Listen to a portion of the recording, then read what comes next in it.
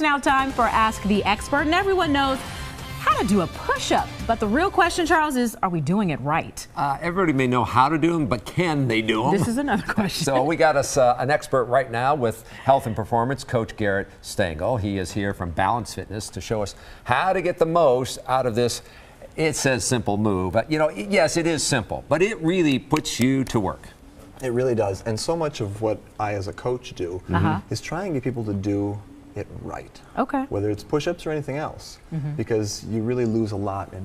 So you got a little gizmo here. I brought a prop. I don't love being on the floor. Okay. You know, when my wrists are flexed back, as so many people have it, they get a lot of soreness in their wrists. So what is this? This is a Libert equalizer. Oh. And it allows you to keep those wrists straighter. It also allows you to push against it a little bit. You get a little extra resistance. Right. But the key thing, I mean, we're doing resistance training.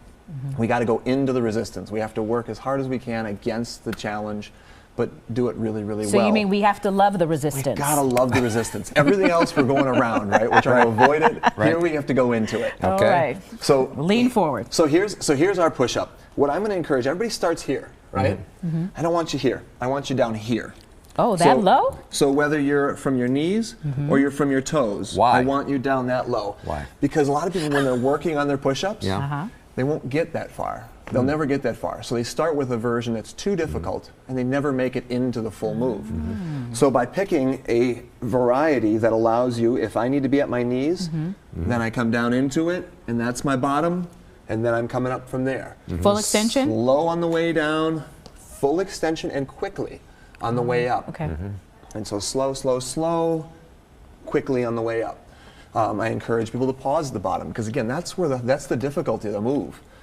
Not here, where everybody is like, okay, I'm going to hang on here, and then I'll do this. Right? It's the pause. No, I want people to work from the bottom up. What's the goal? I mean, it seems like if I did 10 push-ups a day, it's still always hard to do 10 push-ups a day. How do you progress? The knees are a great way to start. You know, I'll have people say, oh, those are girl push-ups. No such thing. There's a modification. It's either easier or it's harder to do. And so what we're doing is working on starting off from the knees, get that full range of motion, and then work up to straight legs. From there, then maybe you're to one leg. Then you're, you know, there's a lot of variations to go from. When you're thinking about strength training, like how many push-ups should you be able to do to say you're quote unquote pretty fit? 10 to 12 is a sweet number of strength training.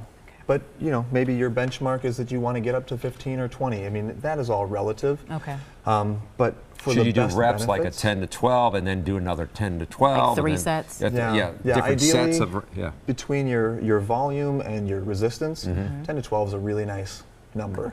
You know, so if you're doing sets of that number, you know, you really are kind of optimizing the time that you're spending on your move. Slow on the way down, fast on the way up. Okay. Garrett, once again, showing us how to do it right. How to do it right. Thank you so much. Got a question for our experts? Email them at asktheexpert@today'stmj4.com. You can also leave a voicemail. We do have the number right there for you.